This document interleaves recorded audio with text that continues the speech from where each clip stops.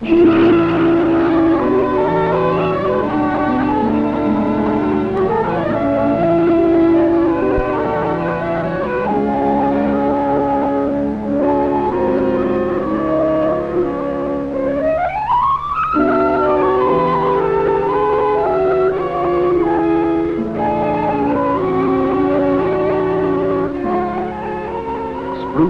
pine, and balsam fir, maple, birch, and poplar.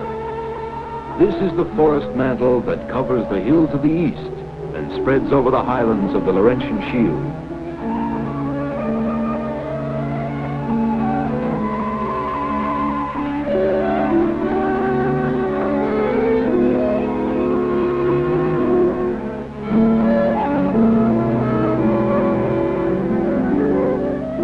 Fir, spruce, lodgepole pine, and poplar clothe the slopes of the Rocky Mountains. These are the Canadian forests that hold the soil, that conserve the waters, and that harbor wildlife. Feeding in the mountain valley, the moose keeps close to forest shelter. On the side of the mountain, the cougar slips silently through the trees.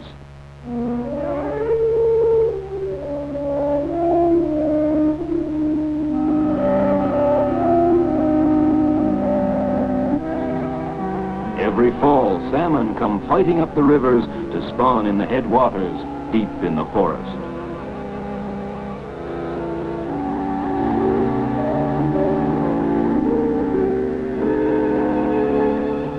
The forest protects the unnumbered streams and lakes and marshes of the east. Heron feed and nest at the forest's edge.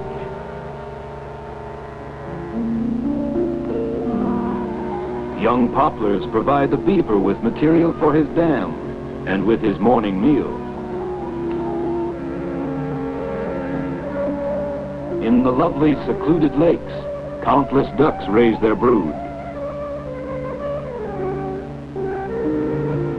Black bear roam and forage in the birch groves.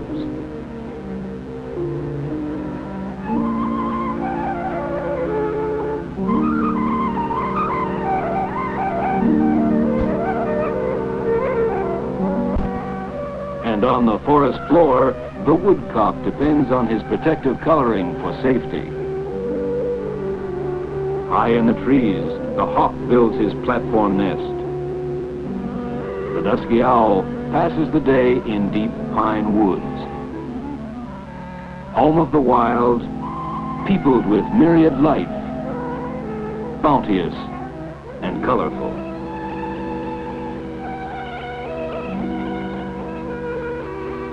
The living forest is man's greatest natural resource, recreating itself in the slow, steady cycle of natural growth, storing for him immense reservoirs of water power,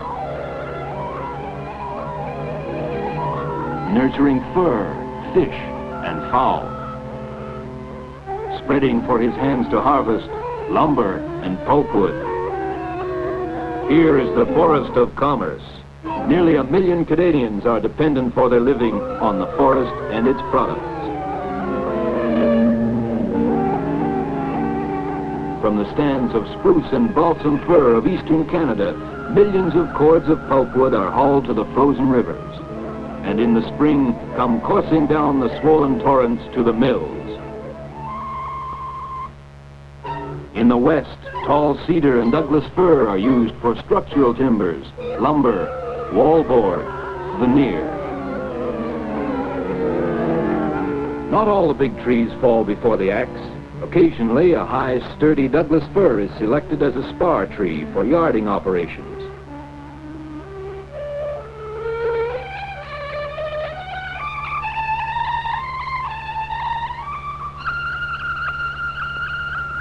The high rigger clears it of branches.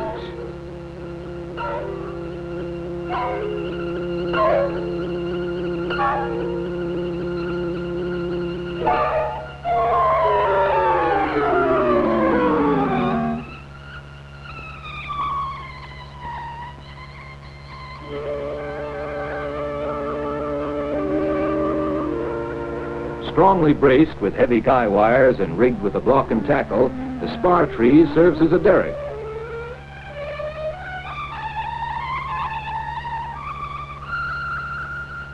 The donkey engine near its base provides the power to haul the logs over the rough ground.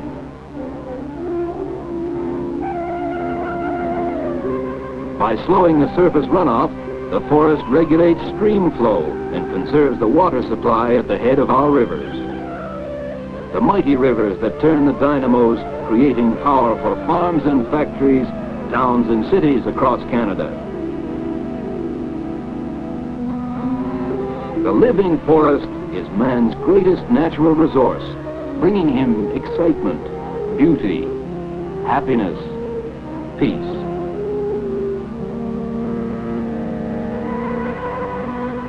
Some of Canada's most beautiful forests have been set aside as national parks, where people of all ages and interests can find recreation.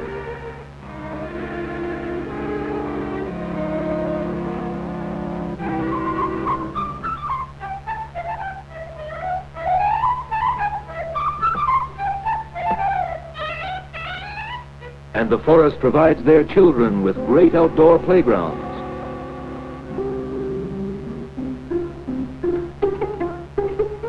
Playgrounds full of unexpected wonders.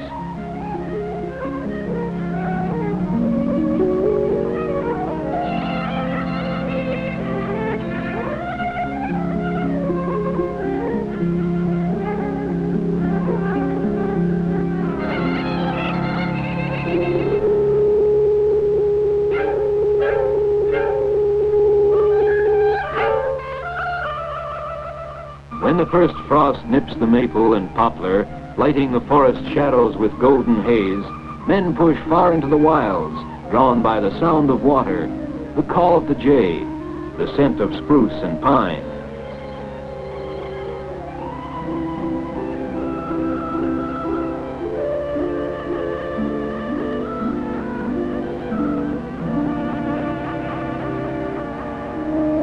Men try their strength against the wilderness, as their fathers did.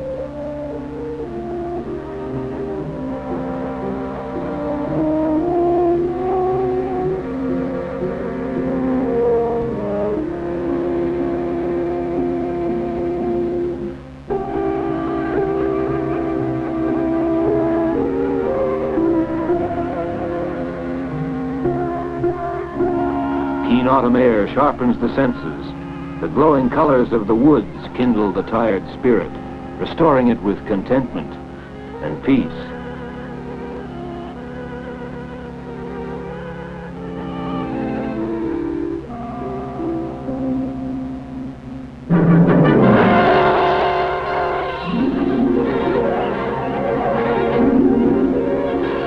Fire, savage, merciless, implacable destroyer.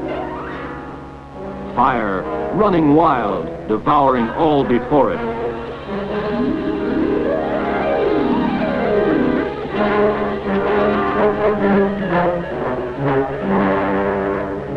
Great trees burst into flame like paper. The quiet growth of 100 years destroyed in minutes. Even the air seems to take fire. Sparks and blazing fragments of bark sail forward for miles, starting new fires. When a fire once outstrips human effort in the heart of a forest, away from large lakes or good roads, nothing but rain can stop it.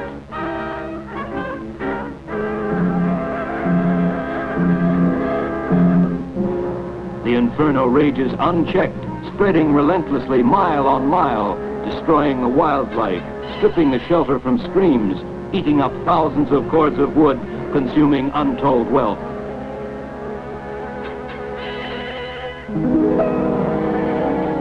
To fight this monstrous foe and preserve the living forest, man has drawn heavily on his scientific knowledge, his ingenuity, and ability to organize.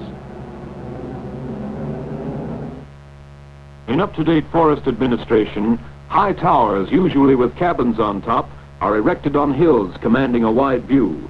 They are constantly occupied by lookout men during the fire season.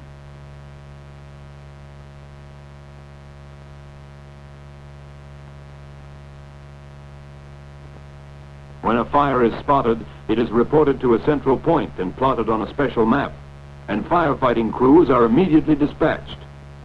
On the tops of high western ranges, observers keep a constant watch. From tower, mountaintop, and aircraft, our forests are always guarded. For the protection of our forests, the Federal Forestry Branch maintains research stations where, among many other projects, methods are developed for measuring the fire danger in the forest. Here, all the elements of the weather are recorded on special instruments. This one records temperature and humidity. This gauge shows the amount of rainfall. This fascinating instrument keeps track of the amount of daily sunshine. The sun's rays pass through the crystal ball and are focused on the paper chart. The burned path indicates the hours of sunshine for the day. Another instrument measures the speed and direction of the wind. When all the instruments have been read, the results are analyzed to estimate the fire hazard or danger for the day. This information is then posted for the benefit of passers-by. Today, the forest fire danger is high, so anyone in or near the woods must be especially careful. After a good day in the open, this man takes great care to see his fire is out. But campfires are not the only risk. As they leave, his friend thoughtlessly flicks his cigarette aside. The butt quickly ignites the dry grass. Just as simply as that, a forest fire is started. Human carelessness like this causes 83% of all forest fires.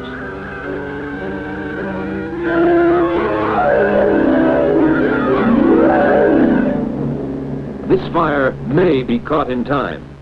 The smoke has been spotted by the lookout man in number 1 tower. He checks the position of the fire with his firefighting instruments. Quickly, he phones his report to the forest station. From number 2 tower, another fire watcher has seen the smoke. He also phones his readings to the dispatcher.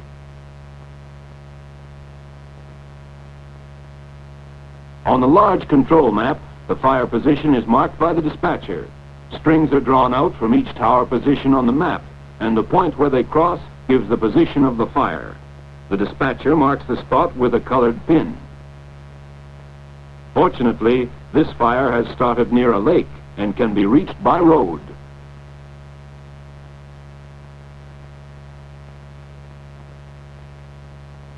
Its position is phoned to the fire boss, and the alarm is sounded.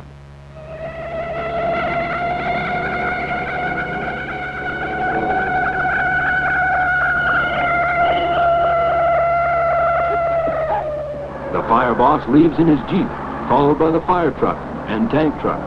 The fire truck is always kept ready for action, and the tanker is fully loaded with water.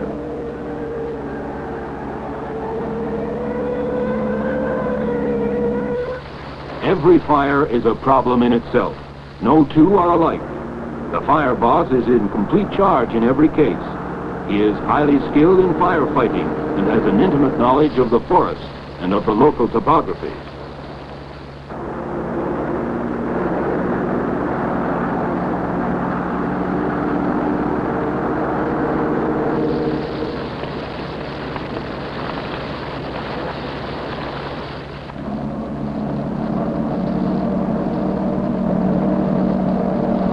The equipment is unloaded from the fire truck.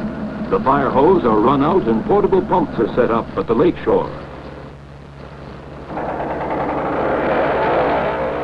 The tank truck stops along the road and part of the crew put out a spot fire.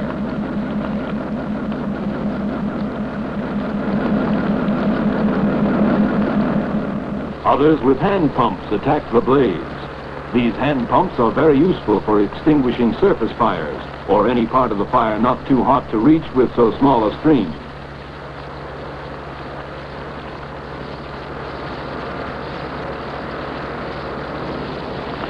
But the heart of the fire must be attacked with a great volume of water, fed by hose from the lake. Portable gasoline pumps on the shore are capable of shooting out streams of water powerful enough to penetrate heavy foliage and to quench the hottest flames.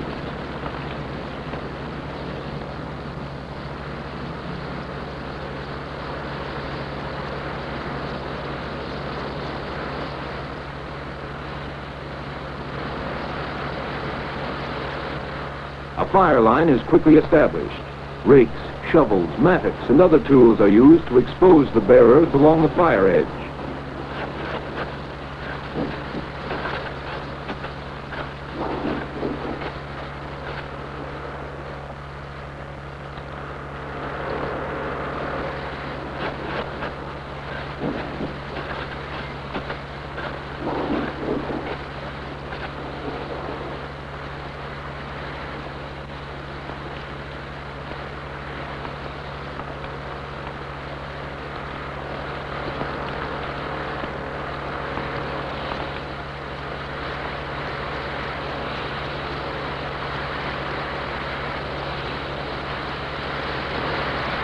In this case, the quick location of the fire, efficient organization, skilled firefighters, good equipment, and good roads made it possible to bring this fire promptly under control. And after the fire, nothing but blackened derelicts, where graceful trees once swayed in the wind. Year in and year out, the forest's worst enemy is fire, and present and future generations of Canadians are the losers. Here is the home of our wildlife. Here is the playground of our carefree hours. Here is the wealth of our woodlands destroyed by human carelessness.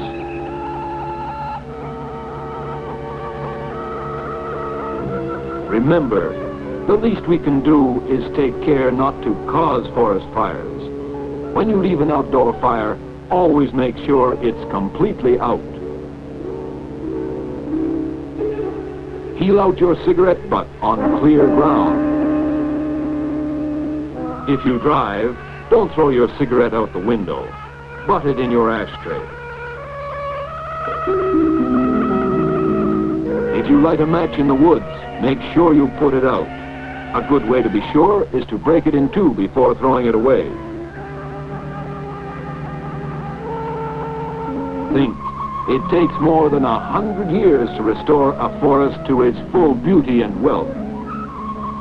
The Canadian forest is a great natural resource that will never be exhausted if you give it a chance. Take care to protect your forest heritage.